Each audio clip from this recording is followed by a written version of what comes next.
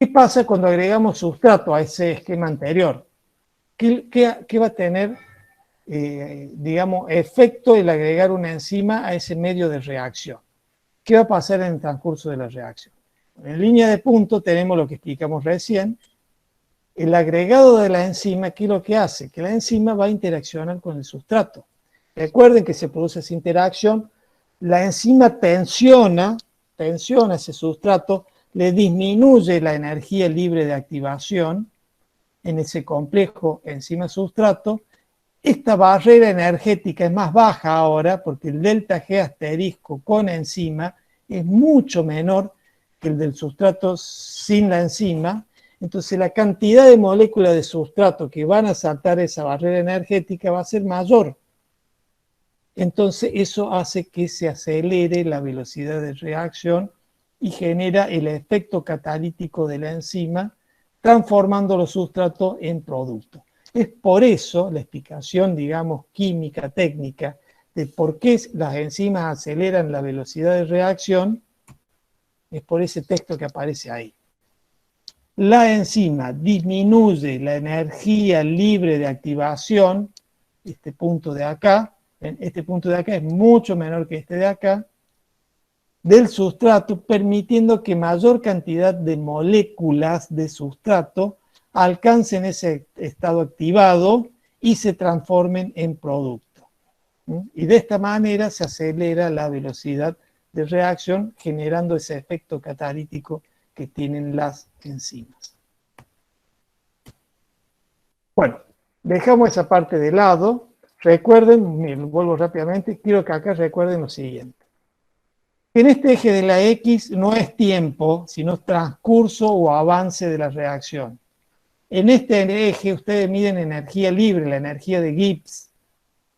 Y acá, ¿qué van a encontrar? La energía libre del sustrato en su estado inicial, la energía libre del sustrato activado, la energía libre del producto y la energía libre del complejo, que es cuando está unido la enzima con el sustrato, que es mucho menor a la energía libre del sustrato.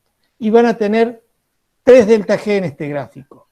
El delta G, propiamente dicho, que es la diferencia entre la energía libre del producto y el sustrato, y los delta G asterisco sin enzima y con enzima. Bueno, sigamos porque si no se me va el tiempo. Ya tengo que estar terminando. Profe, ¿por qué Sí, las reacciones acá se llaman diferente y no se llaman, por ejemplo, endotérmica o exotérmica? Si liberan energía o no. acá libera energía y es una reacción exotérmica. Sí, pero viste que tiene otro nombre. Bueno, No sé qué, pero porque por algún motivo en especial a eso quiero ir. no sé cuál es el otro nombre, discúlpame. Exergónica. Bueno, Exergónica. perdón. Yo en realidad el término más correcto es exergónica que exotérmica. Porque no, obviamente que toda reacción exergónica termina siendo exotérmica, porque es una liberación que termina siendo se pierde como calor, genera, digamos, un aumento de temperatura. Pero el término más correcto, perdón, y tienes razón en hacerme esa acotación, es hablar de exergónica y endergónica. ¿Sí? Profe, por lo Sí. tanto, con las enzimas se va a generar que una exergónica pase a ser una endergónica. No. Eso nunca. Pues fíjate que el resultado final, el producto es el mismo. Y esta reacción es exergónica. Con enzima o sin enzima, el resultado final es el mismo, el producto. Lo único que hace la enzima es bajar la energía libre de transición y permite que haya muchos sustratos transformándose en producto. De la otra manera, son muy poquitos los sustratos que pueden llegar a transformarse en producto. Y en cada reacción es distinta, o sea, van a tener algunos sustratos que se transforman en algunos productos, que no necesariamente es este P de acá, es otro producto distinto, que lo van a tener acá arriba. Eso lo está en el apunte, yo no se los traje ahora para no hacer tanto, digamos, complicarla tanto al teórico. Y eso va a ser una reacción endergónica. Obviamente la enzima es distinta, el sustrato es distinto y el producto que se obtiene es distinto. Y este gráfico también va a verse de manera distinta. Y esa sería una reacción endergónica. Gracias, profe. producto tenga mayor energía que el sustrato. En ese caso el producto va a tener mayor energía libre. Usen siempre la palabra libre para identificar a la energía que hacemos referencia. Sí, en ese caso, si una reacción endergónica, el producto tiene mayor energía libre que el sustrato, y obviamente ahí tiene que haber alguien que aporte esa energía, normalmente va a ser el ATP. Bien. ¿Y va a ser más inestable, profe, que el sustrato del producto? No, en el caso, nada. ¿no? No, una Perfecto. vez que está la transformación, ya la estabilidad de ese producto va a tener... Haced de cuenta que ese producto ahora es un sustrato.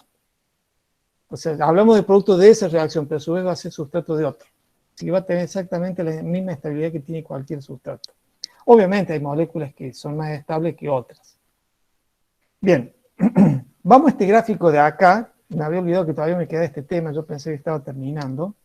En donde vamos a hablar de lo que se llama el KM. Para hablar del KM vamos a tener que hacer un gráfico en donde vamos a trabajar a distintas concentraciones de sustrato y le vamos a medir la velocidad en la transformación que tiene ese sustrato en producto. Eso se llama la velocidad de reacción y la vamos a graficar en este eje de la Y.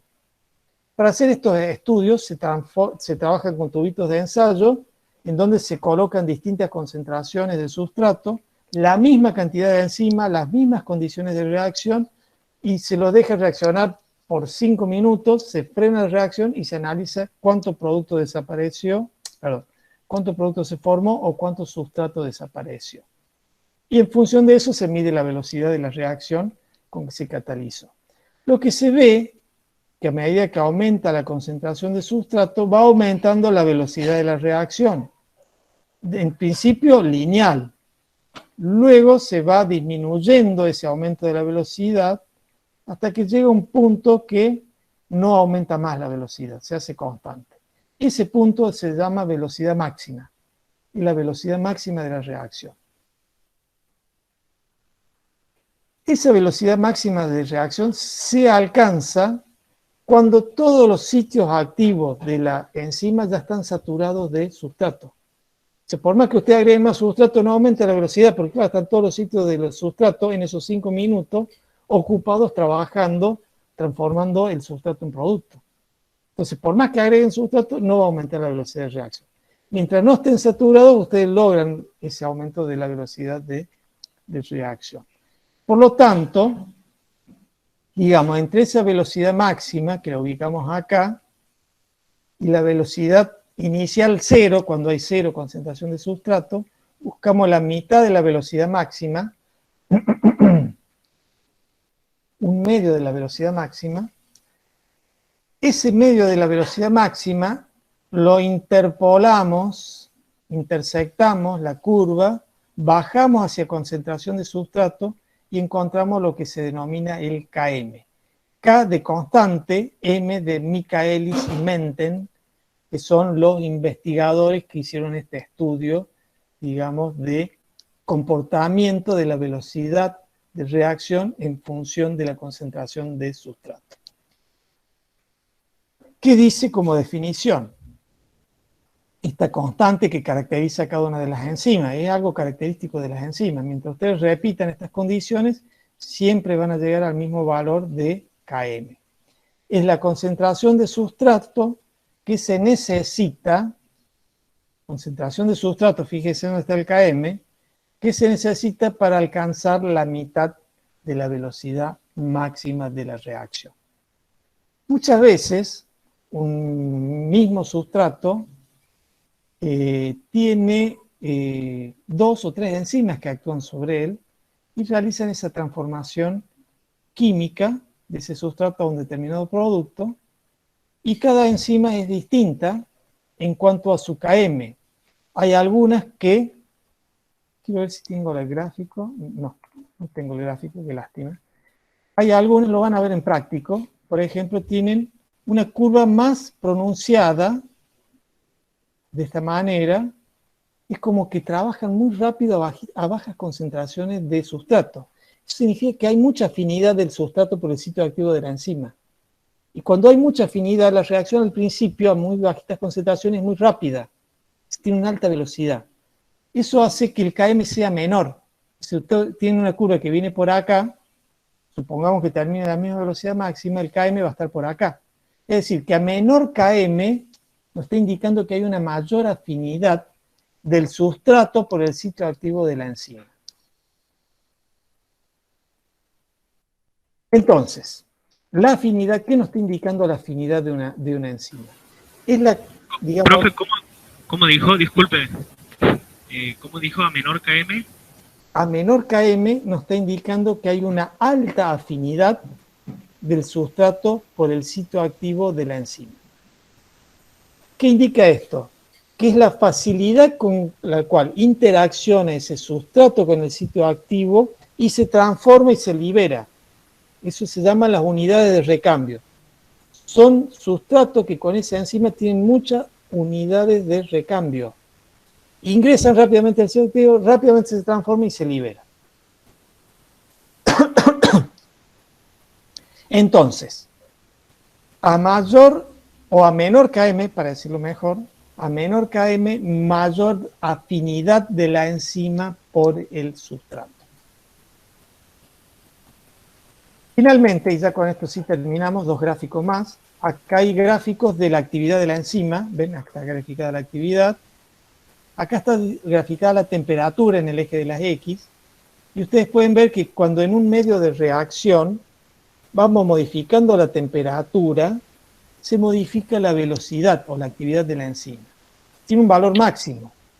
Esta parte de acá arriba hay un pequeño rango de temperatura que es máximo. Normalmente en los animales mamíferos como nosotros, que regulamos la temperatura a 37 grados, ese nivel máximo se alcanza a 37 grados centígrados. O sea que ahí se dice que la temperatura óptima de la actividad de esa enzima. Si nos vamos a temperaturas más bajas, ponemos ese tubito de ensayo que agregamos la enzima pura, lo ponemos a 20 grados. Notamos que la enzima disminuyó su velocidad, su actividad. ¿A qué se debe eso? A que a menor temperatura el movimiento de las moléculas es más lento. Entonces también se disminuye la interacción con el sitio activo de la enzima. ¿Qué pasa si aumentamos la temperatura? Vamos a llegar al valor óptimo, seguimos aumentando la temperatura y vemos que cae abruptamente esa actividad. ¿Qué es lo que estará pasando ahí? Se desnaturaliza. Recuerden que los aumentos de temperaturas muy altos llevan a desnaturalizar a la proteína, a la enzima, y al desnaturalizar se modifica el sitio activo y pierde actividad. Entonces, Era como obviamente, lo que pasaba con el huevo, profe. exactamente, ahí sería irreversible. Se desnaturaliza y pierde su actividad total. Entonces, desnaturalizamos la enzima, pierde la actividad. Hay enzimas que soportan mayores temperaturas, por ejemplo, acá se llaman bacterias termófilas, viven en aguas termales, por ejemplo. Persisten temperaturas de casi 80 grados. La mayoría de las proteínas, a temperaturas superiores a los 60, 70 grados, se desnaturalizan totalmente, pierden actividad, por eso se utilizan para lo que se llaman pasteurizar. Con eso desnaturalizan la proteína y los microorganismos que tienen esas proteínas se mueren. Bien, lo mismo, algo similar con el pH. Acá tienen la actividad de la enzima, distintos pHs. Hay proteínas o enzimas que son funcionales a pH muy ácidos, como son las del estómago de los animales. Que son proteínas o enzimas que trabajan, hidrolizan, tienen actividad como la pepsina, a pH muy ácido. Por ejemplo, el valor óptimo es un pH de 2, 1,8 en realidad. Tienen pH límite, o sea que un pH 0 o un pH de casi 4 ya perdió totalmente su actividad. Y a pH intermedios va disminuyendo su actividad. El valor máximo en este caso es 1,8. Hay otras que son enzimas, por ejemplo, bueno, acá un intestinal, pero la mayoría de las, porque el intestino trabaja a pH más alcalino, fíjense que el pH óptimo es más bien alcalino, un pH de 8. La mayoría de las enzimas que están en células, cuyo citoplasma tiene un pH alrededor de 7, su mayor valor máximo de actividad, normalmente su pH óptimo, está alrededor también de 6,5, 7, 7,5. Pero fíjense en todas las curvas son formas de campana. ¿Qué pasa en los extremos o del otro lado de los valores óptimos? Que se comienza a desnaturalizar. Se comienza a desnaturalizar por pH y va perdiendo afinidad por el sustrato y va perdiendo actividad la enzima. Y hay pHs límite, por ejemplo, esta que está en rojo, un pH de 5 ya tiene actividad 0, o un pH superior a 10 también tiene actividad 0. Normalmente por desnaturalización por pH, las enzimas, cuando ustedes vuelven a los pHs originales, se renaturalizan y vuelven a su actividad. Bueno,